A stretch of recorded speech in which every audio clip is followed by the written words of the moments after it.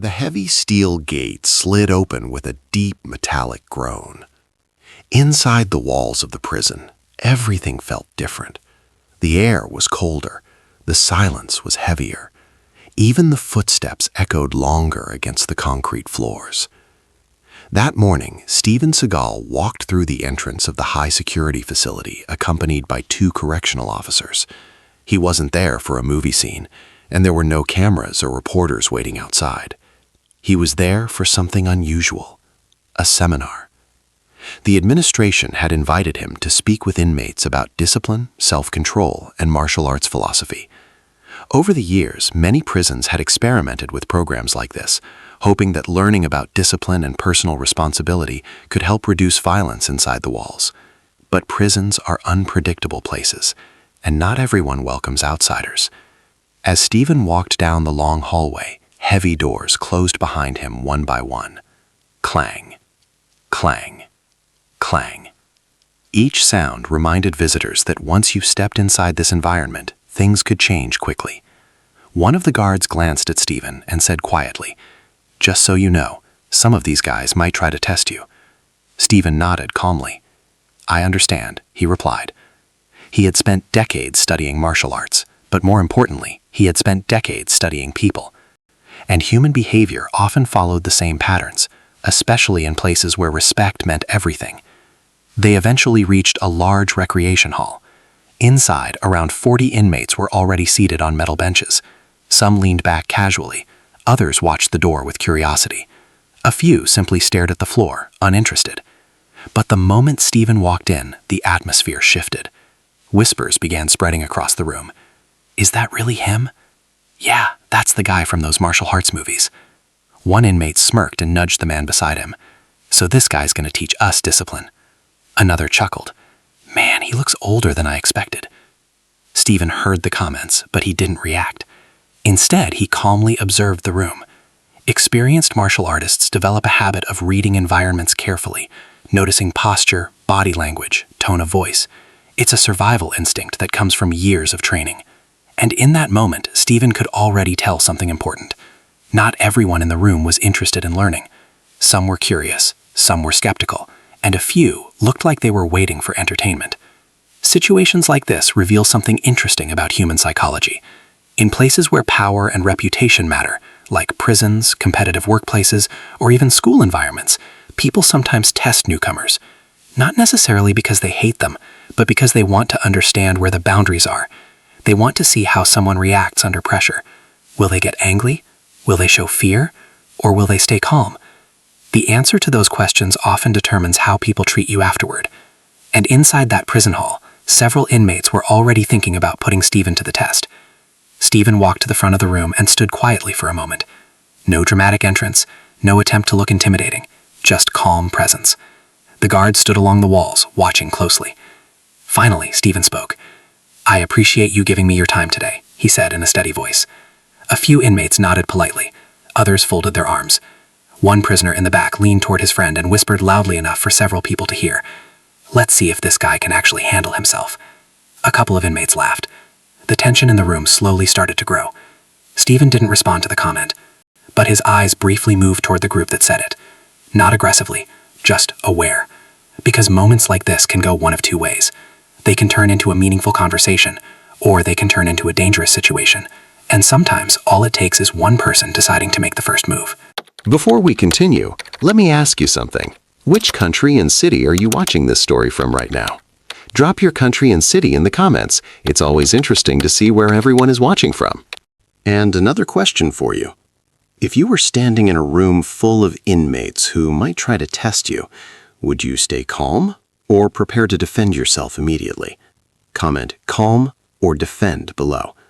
Because what happened just a few minutes later inside that prison hall caught everyone off guard. The recreation hall slowly settled into an uneasy quiet. Dozens of inmates sat on metal benches, arranged in rough rows, their attention shifting between curiosity and skepticism. Some leaned forward with interest, while others sat with their arms crossed, clearly unimpressed. At the front of the room stood Steven Seagal, calm and composed. The guards positioned themselves along the walls, watching every movement carefully. They had seen situations like this before. When a guest entered a prison environment, inmates sometimes tested them just to see what would happen. Stephen looked around the room for a moment before speaking again. "I'm not here to challenge anyone," he said calmly, "and I'm not here to prove anything." A few prisoners exchanged amused glances. One inmate in the middle row muttered, "Then why come here at all?" Stephen answered without hesitation, "I came here to talk about something that most people misunderstand." The room stayed quiet now, even the skeptics listening. "Discipline," Stephen continued. "Most people think discipline means being tough or aggressive, but real discipline means controlling your reactions, especially when things get difficult." A couple of inmates scoffed. One man in the back laughed under his breath. But Stephen didn't raise his voice or react emotionally. Instead, he continued speaking with the same steady tone. "You can be the strongest person in the room," he said, "but if you can't control your anger, someone else will control you." That line caught several inmates' attention. Even some of the guards shifted slightly, listening more closely. But not everyone was impressed. A tall prisoner sitting near the wall slowly stood up. The scraping sound of the bench echoed across the room. Conversation stopped instantly. The man stretched his shoulders and walked a few steps forward.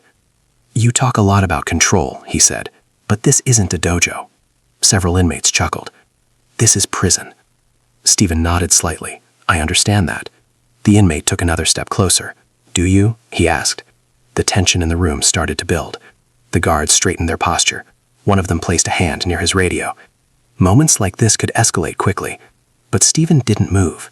His expression remained calm, almost relaxed. "Yes," he said quietly, "I understand more than you think." The inmate studied him for a moment, clearly trying to read his reaction. "You think you're tougher than everyone here?" the prisoner asked. The room went silent again. This was exactly the kind of confrontation the guards had worried about. Some inmates leaned forward, eager to see what would happen next. Stephen shook his head slowly. "No," he replied. The answer surprised several people. Even the prisoner seemed confused for a moment. "No," he repeated. Stephen kept his voice steady. "I don't need to be tougher than anyone here." He paused briefly before finishing the sentence. "I just need to be more disciplined than myself." The line hung in the air for a moment. Some inmates frowned, trying to understand it. Others simply stared at Stephen with curiosity. The tall prisoner folded his arms. "That sounds like philosophy," he replied. "But philosophy matters when things get hard." Situations like this often become tense because people expect confrontation. When someone challenges you publicly, especially in front of a group, most people feel pressure to respond aggressively. It's a natural human reaction. Our brains are wired to protect our pride and status in social environments. But experienced martial artists train themselves to resist that impulse. Instead of reacting emotionally, they learn to slow the moment down. They observe, they listen, and they choose their response carefully. That ability to stay calm can completely change the direction of a conflict. And inside that prison hall, something interesting was starting to happen. The tension was still there, but curiosity was beginning to replace hostility. The tall prisoner looked around the room, noticing that other inmates were watching closely now. Some were clearly waiting to see how far he would push things.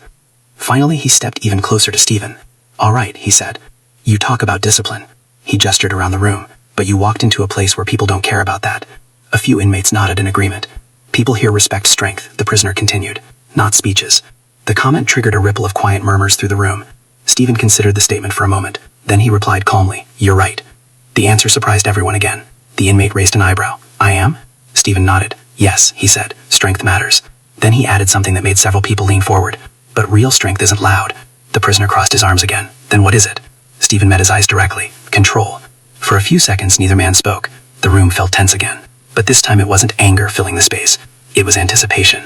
Because in environments like this, conversations sometimes turn into challenges. And challenges sometimes turn into fights. The tall prisoner slowly turned his head toward the other inmates. A small grin appeared on his face. "Maybe we should test that," he said. Several inmates reacted immediately. Some laughed. Others sat up straighter.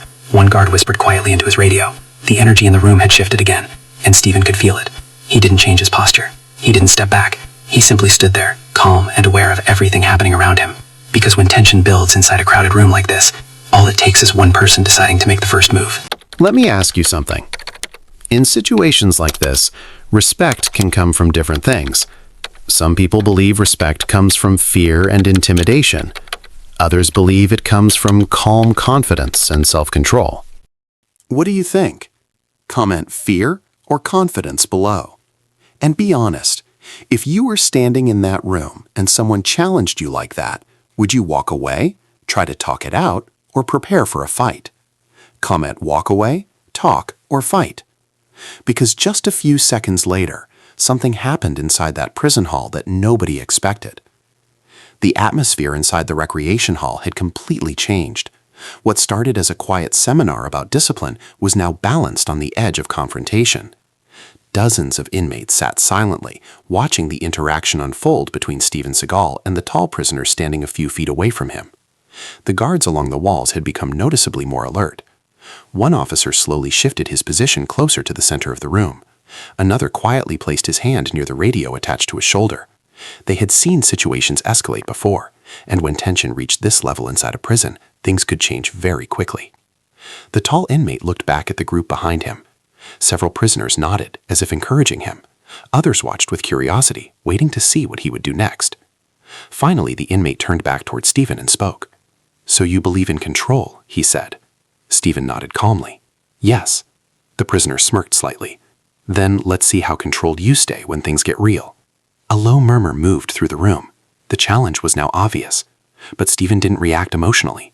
Instead, he kept his posture relaxed and his voice steady. "I'm not here to fight you," he said. The inmate shrugged. "Maybe not," he replied, "but maybe someone else is." That sentence caused several heads to turn. For a moment, the room fell completely silent. And then, a loud scrape echoed across the floor. One of the benches moved. A different prisoner stood up quickly. He was shorter than the tall inmate, but much more muscular. His arms were covered with old tattoos, and his expression carried the kind of confidence that often came from years of surviving tough environments. The guards immediately noticed him. "Sit down," one officer warned, but the inmate ignored the order. Instead, he walked slowly toward the open space between the benches. Every step echoed against the concrete floor. The tension inside the hall rose instantly. Some inmates leaned back nervously. Others leaned forward, clearly interested in what might happen next. Steven watched the approaching prisoner carefully, not aggressively, just aware. Because experienced martial artists learned something important over time. The moment before a conflict begins is often the most important moment of all. That's when decisions are made. That's when emotions take over, or discipline takes control. The approaching inmate stopped about 6 feet away from Steven. He cracked his neck slightly, stretching his shoulders. "You talk about discipline," the prisoner said. "But this place doesn't run on discipline." He gestured around the room. "It runs on reputation." A few inmates nodded. The prisoner took another step closer. "People here respect someone who can handle themselves." Steven remained calm. "That's true in many places," he replied. The inmate smiled slightly. "Then show us." The room held its breath. Moments like this reveal something fascinating about human behavior. When groups gather around a confrontation, something called crowd psychology begins to influence everyone involved. People become more likely to take risks because they feel supported by the group. At the same time, the person being challenged feels pressure not to appear weak. This is why many conflicts escalate, not because either person truly wants to fight, but because they feel like they have to defend their status. However, individuals who train in high-level martial arts often learn how to break that pattern. Instead of reacting emotionally, they focus on control, awareness, and timing, and that difference can completely change the outcome of a confrontation. Back in the prison hall, the muscular inmate suddenly lunged forward. The movement was fast, faster than most of the guards expected. Gasps erupted from the benches. Several inmates jumped to their feet, but Steven didn't panic. He didn't swing. He didn't shout. Instead, he simply shifted his weight slightly to the side. The attacker's momentum carried him forward, and in a single smooth motion, Steven redirected the man's movement using minimal force. The inmate stumbled. His balance disappeared instantly. A second later, he crashed into one of the metal tables with a loud clang. The entire room froze. No punches, no aggression, just one controlled movement. The guards looked at each other in surprise. Even the tall prisoner who started the challenge blinked in disbelief. The inmate who had rushed forward slowly pushed himself up from the floor. His expression had completely changed. A few minutes earlier, he had looked confident. Now he looked confused. Steven stepped back slightly, giving the man space. "I told you," he said calmly. "I'm not here to hurt anyone." The room remained silent. Some inmates stared at Steven with a completely different expression now. Curiosity had replaced mockery. Respect was beginning to appear. But the moment wasn't over yet. The muscular inmate straightened himself and looked around the room. He could feel dozens of eyes watching him. And inside environments like prison, moments like this can be difficult. Losing balance in front of everyone can feel humiliating. That feeling sometimes leads to anger. The inmate clenched his fists briefly. The guards tensed again. For a second, it looked like he might charge Chen, but instead, he slowly lowered his hands. The room exhaled collectively. Steven remained calm, showing no sign of arrogance or victory, because real discipline isn't about proving dominance, it's about controlling the outcome without unnecessary harm. The tall inmate who started the confrontation stepped forward again. This time his expression was different, less mocking, more thoughtful. He looked at Steven for several seconds, then he spoke. "You didn't even hit him." Steven shook his head. "I didn't need to." That simple answer echoed through the room, and something subtle began to change in the atmosphere. The energy that had felt aggressively earlier was now shifting toward curiosity. Several inmates began whispering quietly among themselves. Even the guards relaxed slightly, but tension still lingered in the air, because sometimes when one challenge ends, another one begins. Let's pause here for a moment. That situation could have gone very differently. If Stephen had reacted with anger or aggression, the entire room might have exploded into chaos. So here's a question for you. What would you have done in Stephen's place? Would you have stayed calm like he did, or would you have defended yourself more aggressively? Come in calm or fight back. And another important question. The inmate who rushed forward made a mistake, but he also stopped once he realized what happened. Do you think he deserved a second chance, or should the guards have removed him immediately? Come at second chance or remove him, because what happened next inside that prison hall surprised everyone in the room. For several seconds after the fall, the recreation hall stayed completely silent. The metallic echo from the table the inmate had crashed into slowly faded, leaving only the sound of quiet breathing and shifting feet. Dozens of prisoners stared at the scene in front of them. A few minutes earlier, many of them had been laughing, expecting entertainment. Now, the mood had changed. Standing calmly in the center of the room was Steven Seagal, hands relaxed at his sides, his expression composed. He hadn't thrown a punch, he hadn't shouted, yet somehow the situation had completely turned. The muscular inmate who had rushed forward rubbed his shoulder and stood back up slowly. His pride was clearly bruised, but something else was visible in his expression too: confusion. "How did you do that?" he muttered. Stephen didn't respond immediately. Instead, he simply stepped back half a step, giving the man space and dignity. "I didn't do much," Stephen said calmly. "You moved too fast without thinking." The room remained quiet as inmates processed what they had just witnessed. Near the back, one prisoner leaned toward his friend and whispered, "Did you see that?" Another inmate nodded slowly. "He didn't even try to hurt him."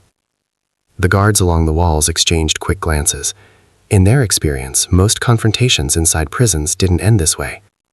Usually when someone lunged forward like that, things escalated fast. But this situation was different. Stephen hadn't responded with anger, and that decision had changed the entire atmosphere. The tall inmate who had started the challenge earlier stepped closer again, studying Stephen carefully. A few minutes ago, his tone had been mocking. Now it was more serious. "You could have hit him," the tall prisoner said. Stephen nodded slightly. "Yes, but you didn't." "No." The tall inmate frowned slightly, trying to understand. "Why not?" Stephen looked around the room before answering. "Because hurting someone should never be the goal." Some inmates shifted in their seats. That wasn't the answer they expected. This moment revealed something important about human conflict. When people expect violence, they often prepare themselves emotionally for it. They become defensive, aggressive, ready to respond with force. But when someone refuses to follow that pattern, when they stay calm instead of escalating, it can interrupt the entire cycle. Psychologists sometimes call this pattern interruption. Instead of feeding anger with more anger, one person introduces calm into the situation. That calm forces everyone else to reconsider their behavior. And inside that prison hall, that exact process was starting to unfold. Back in the room, the muscular inmate who had fallen earlier was now standing quietly near the table. He looked at Stephen again. "You saying you could have hurt me, but chose not to?" Stephen met his eyes. "Yes." The inmate nodded slowly. For the first time since the seminar started, the room felt less tense. But not everyone was convinced. Two prisoners sitting near the side of the room exchanged looks. One of them leaned forward, resting his elbows on his knees. "Maybe he just got lucky," the man said loudly. A few inmates chuckled nervously. The tall prisoner turned his head toward the comment. "You think that was luck?" he asked. The inmate shrugged. "Could have been." For a moment, the room felt uncertain again, not hostile like before, but still testing. Stephen remained calm. He didn't argue, he didn't try to prove anything. Instead, he simply spoke. "Luck runs out eventually," he said, "but discipline doesn't." That line made several inmates pause, because many of them understood something about that idea. Life inside prison often rewarded people who could stay calm under pressure. Those who reacted emotionally often ended up in worse situations. The tall inmate slowly nodded. "I've seen that before," he admitted. Stephen looked around the room again. "You all have," he said. "Think about every bad decision people make when they're hangry." Several inmates shifted uncomfortably. The truth of that statement wasn't easy to ignore. One guard near the wall folded his arms and watched quietly. Even he seemed interested in where the conversation was going now. The tall inmate stepped slightly closer again, but this time his posture was completely different. Earlier he had stood like a challenger. Now he stood like someone trying to understand. "So what you're saying," he said slowly, "is that real strength isn't fighting?" Stephen shook his head. "No." The inmate raised an eyebrow. "No." Stephen continued calmly. "Real strength is choosing when not to." The room felt silent again, but this silence felt different. Earlier it had been filled with tension. Now it was filled with thought. Several inmates leaned back in their seats, reflecting on what had just happened. Others watched Stephen with a new level of respect. But deep inside environments like prison, respect isn't given easily. It's tested again and again. And although the first challenge had ended, something in the room suggested the moment wasn't completely over yet. Because sometimes when one person changes the tone of a situation, others begin asking questions they weren't ready to ask before. Let's pause for a moment. What Stephen did in that situation is something many people struggle with. Most of us react quickly when we feel challenged. But he chose control instead of retaliation. So here's a question for you. Do you think staying calm in a confrontation is a sign of strength or weakness? Comment strength or weakness below. And another interesting question. If you were one of the inmates watching this happen, would you start respecting Stephen more, or would you still want to test him again? Comment respect or test again. Because just when it seemed like the tension in that room was fading, something unexpected happened next. The atmosphere inside the recreation hall had shifted, but the tension hadn't completely disappeared. Many of the inmates were now looking at Steven Seagal differently. Earlier, some had seen him as an outsider, a celebrity walking into their world to talk about discipline. Now they had seen something unexpected: calm control. Still, prisons are environments where respect is tested repeatedly. And even though the first confrontation had ended without violence, a few inmates still seemed unconvinced. Near the right side of the room, one prisoner leaned back against the bench, watching Stephen carefully. He had been quiet until now, but suddenly he spoke. "So that's it," he said. Several inmates turned their heads toward him. "You dodged one guy and now everyone's supposed to be impressed?" A few prisoners chuckled. The tension that had started to settle began rising again. The guards along the walls noticed it immediately. One officer whispered something into his radio. Stephen remained calm. He looked toward the inmate who had spoken. "Impressing people isn't my goal," he said. The prisoner smirked. "Then why are you here?" Stephen answered without hesitation. "To talk about control." The inmate shook his head. "Control doesn't mean much in a place like this." He gestured around the room. "Out there in the world, maybe people listen to speeches. But in here, respect comes from power." Several inmates nodded slowly.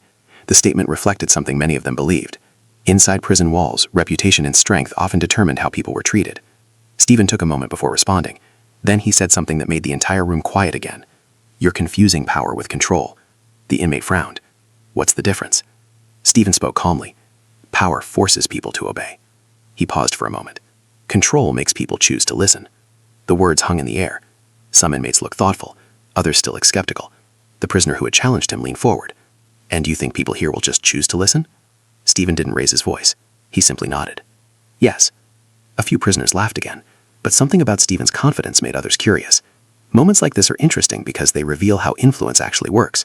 Most people assume that authority comes from being the strongest or the loudest person in the room, but research in psychology often shows the opposite. People tend to follow individuals who remain calm, confident, and consistent under pressure. Those qualities signal stability, and stability makes others feel safe. In environments filled with tension, like prisons, that kind of presence can be surprisingly powerful. Back in the room, the inmate who had been questioning Stephen stood up slowly. He wasn't aggressive like the first attacker, but his body language suggested he still wanted answers. "All right," he said. "Let's say you're right." He crossed his arms. "What exactly are we supposed to learn from this?" Stephen looked around the hall.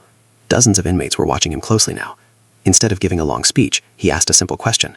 "How many of you are here because of one bad decision?" The question caught everyone off guard. Several inmates shifted in their seats. Some looked down at the floor. Others stared at Stephen silently. Because deep down, many of them understood the truth behind that question. Stephen continued, "Not because you're bad people." He gestured toward the room. "But because in one moment, anger, pride, or fear took control." The room was completely quiet now. Even the guards seemed interested in what he was saying. Stephen spoke again. "That moment is where discipline matters most." The inmate who had been questioning him slowly lowered his arms. "You think discipline could have stopped people from ending up here?" Stephen nodded. "For some people, yes." He looked around the room again. "Not all, but many." The honesty in that answer surprised several inmates. He wasn't pretending discipline solved everything, but he was suggesting it could change certain outcomes. The prisoner who had challenged him earlier sighed quietly. "I've seen guys lose everything because they couldn't control their temper," he admitted. Several others nodded. The tall inmate who had started the first challenge stepped forward again, but this time there was no hostility in his posture. "So what are you saying? That fighting isn't strength?" Stephen shook his head. "Fighting can require strength." Then he added something that made the entire room reflect.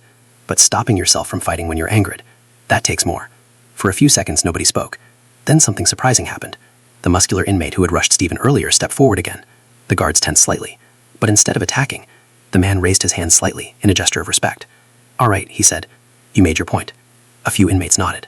The tension that had filled the room earlier was finally beginning to fade, and something else was replacing it. Respect. This moment in the story is really interesting. Stephen didn't win the room with force. He won it with calm leadership and honest conversation. So here's a question for you. Which quality do you think helped him the most in this situation? Discipline? Calmness? Experience? Come at 1, 2, or 3 below. And another question. If someone challenges you publicly, like those inmates did, is it better to prove your strength or prove your control? Comment strength or control. Because what happened next inside that prison hall was something the guards said they had never seen before. For the first time since the seminar began, the recreation hall felt calm. The earlier tension had slowly faded, replaced by something much more unexpected. Respect. Several inmates who had originally been laughing now sat quietly, watching Steven Seagal with genuine curiosity. The guards along the walls also seemed more relaxed. One officer even crossed his arms and leaned slightly against the wall, observing the scene with interest. Moments earlier, the situation had been seconds away from turning into chaos. Now the room felt like an actual class. The muscular inmate who had rushed Stephen earlier stood near the front of the room, rubbing his shoulder lightly. But his posture had completely changed. Instead of looking aggressive, he looked thoughtful. Finally, he spoke. "So, what exactly were you trying to show us back there?" he asked. Stephen looked at him calmly. "I was trying to show you that control is stronger than anger." The inmate nodded slowly. "I figured that part out," he admitted. A few prisoners chuckled quietly. The man continued. "But I still don't understand how you moved like that." Stephen gave a small smile. "That's just training." The tall inmate who had started the first challenge earlier stepped forward again, but now his tone was different, respectful rather than confrontational. "You've been training your whole life?" he asked. Stephen nodded. "Most of it."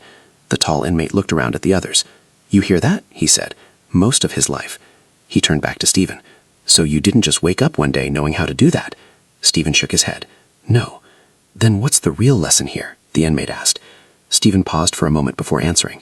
"The real lesson is patience." Some inmates frowned slightly. They expected something more dramatic, but Stephen continued. "People want quick results," he explained. "They want strength, respect, confidence, right now." He gestured toward the room. But real strength takes time to build. What Stephen was describing reflects something psychologists often talk about when studying success and discipline. The ability to delay gratification, to work patiently toward long-term goals instead of chasing quick rewards, is one of the strongest predictors of success in many areas of life. Athletes train for years, musicians practice thousands of hours, martial artists repeat the same movements again and again, not because they enjoy repetition, but because mastery comes from consistent effort over time. Inside that prison hall, several inmates were starting to understand the deeper message behind Stephen's visit. Back in the room, the muscular inmate looked down at his hands for a moment. Then he spoke quietly. "I've spent years reacting to things too fast," he admitted. No one laughed. Several inmates nodded in agreement, because many of them knew exactly what he meant. Stephen responded calmly. "That's something a lot of people struggle with." The inmate looked up again. "You think someone like me could learn that kind of control?" Stephen didn't hesitate. "Yes." The answer seemed to surprise him. "Even in here?" the inmate asked. Stephen nodded again. "Especially in here." The room grew quiet again. For many of the inmates, prison had always felt like a place where options were limited, but the idea that discipline could still be practiced, even behind bars, was something they hadn't considered before. The tall inmate who had challenged Stephen earlier leaned against one of the tables. "So if someone wanted to start learning control," he asked, "where would they begin?" Stephen thought for a moment. Then he gave a simple answer. "With awareness." The inmate looked confused. "Awareness?" Stephen explained. "Most people don't notice the moment when their emotions take over." He tapped his chest lightly. The heart starts beating faster. He pointed toward his head. The mind starts racing. He looked around the room. If you learn to recognize that moment, you can choose what happens next. Several inmates listened carefully. Even the guards seemed interested now. The muscular inmate spoke again. "That sounds easier said than done." Stephen smiled slightly. "It is." A few inmates laughed quietly. "But that's why it's called discipline," Stephen continued, "because it takes practice." The tall inmate nodded slowly. "You know, most people who come in here try to scare us." A few guards shifted slightly. But the inmate continued. "They think fear will make people listen." He looked at Stephen again. "But you didn't try that." Stephen shook his head. "Fear only works for a short time." The inmate raised an eyebrow. "What works longer?" Stephen answered simply. "Respect." For several seconds, the room remained silent. Then the muscular inmate extended his hand. "All right," he said. "You've got mine." Stephen shook his hand calmly. That small gesture seemed to change something in the room. Other inmates began nodding. A few even clapped quietly. The guards looked genuinely surprised. One officer leaned toward another and whispered, "I've never seen this room this calm." The other officer nodded. "Not even close." The tall inmate spoke again. "So what now?" he asked. Stephen looked around the room. "Now we train." The statement immediately caught everyone's attention. "You mean right now?" someone asked from the back. Stephen nodded. "Yes." A ripple of excitement moved through the group. For the next several minutes, Stephen demonstrated simple principles of balance and movement. Nothing flashy, just small techniques showing how positioning and awareness could change the outcome of a situation. The inmates watched closely. Some even stepped forward to try the movements themselves. For the first time that day, the room felt less like a prison environment and more like a learning space. Even the guards relaxed enough to smile, because moments like this were rare, very rare. This part of the story shows something powerful. The same inmates who were ready to challenge Stephen earlier were now listening and learning from him. So here's a question for you. What do you think changed the situation the most? Stephen's calm attitude? His martial arts skills? His respect for the inmates? Comment 1, 2, or 3 below. And think about this. If someone treats you with respect, even after a conflict, does that make you respect them more or less? Comment more or less. Because what happened after this seminar ended left even the prison guards completely surprised. By the time the seminar was coming to an end, the atmosphere inside the recreation hall felt completely different from when it began. Earlier that afternoon, many of the inmates had been skeptical, even amused, when Steven Seagal walked through the door. Some expected entertainment. Some expected confrontation, and a few had clearly expected a fight. But none of them expected what actually happened. Instead of chaos, the room had slowly transformed into something much calmer, almost like a classroom. For nearly an hour, Stephen had demonstrated simple principles of balance, awareness, and self-control. Nothing dramatic, nothing flashy, just small movements that showed how discipline could change the outcome of a tense situation. Several inmates had stepped forward to practice the techniques themselves. At first, they were hesitant. But as the demonstrations continued, curiosity replaced skepticism. The tall inmate who had challenged Stephen earlier even tried one of the balance exercises. After stumbling slightly, he laughed and shook his head. "All right," he admitted, "that's harder than it looks." A few inmates laughed with him. The muscular prisoner who had rushed Stephen earlier practiced the same movement again, this time more carefully. "Slow down," Stephen told him calmly. "Don't rush the movement. Feel your balance first." The inmate tried again. This time he stayed steady. He looked surprised. "Okay, I see what you mean now," he said. The guards watched from the walls, clearly impressed by how peaceful the room had become. One officer whispered quietly to another, "In 20 years working here, I've never seen this group this calm." The other officer nodded. "Me neither." Eventually, one of the guards checked his watch and stepped forward. "All right, everyone," he announced. "That's enough for today." A few inmates groaned playfully.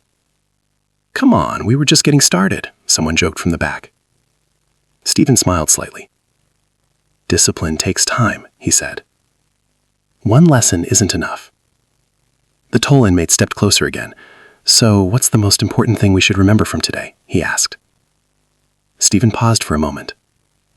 Then he answered simply, "Every decision starts with one moment." The room grew quiet. "In that moment," he continued, "you either react or you choose." Several inmates nodded slowly, because many of them understood that idea better than most people. Sometimes a single moment of anger, pride, or frustration can change the direction of an entire life. The muscular inmate who had rushed Stephen earlier spoke again. "You know something?" he said. Stephen looked at him. "If I had reacted faster back there, things probably would have gone really bad." Stephen nodded. "But you didn't." The inmate shrugged slightly. "Yeah, but only because you stayed calm first." For a second, nobody said anything. Then the tall inmate gave a small nod of respect. That's leadership. The guards signaled that it was time to wrap up. As Stephen prepared to leave the hall, something unexpected happened. Several inmates approached him one by one. Not to challenge him, but to shake his hand. One prisoner said quietly, "Thanks for not treating us like we're just criminals." Another added, "Most people come in here scared of us." Stephen answered calmly, "Respect works both ways." The inmates nodded. And for a brief moment, the barriers between visitor and prisoner seemed to fade. As Stephen walked back toward the steel doors with the guards, the heavy gates slowly opened again. The same loud metallic sound echoed through the hallway. But this time the feeling was different. One of the guards turned to Stephen before the door closed. "You know," the officer said, "most visitors leave here shaking." He shook his head with a small smile. "You left the whole room calmer than when you walked in." Stephen simply nodded. "People respond to how you treat them," he replied. Then he stepped through the gate as it shut behind him. The seminar was over. But the lessons stayed with everyone who had been in that room. Because sometimes the strongest message isn't delivered through force. It's delivered through patience, discipline, and respect. This story shows something powerful. A situation that could have turned violent instead turned into a moment of learning. So here's the final question for you. What do you think Stephen's greatest strength was in that situation? Discipline? Calmness? Respect for others? Comment 1, 2, or 3 below. And one more question. If you believe self-control is the real power, type respect in the comments. Because sometimes the strongest person in the room is simply the one who stays calm.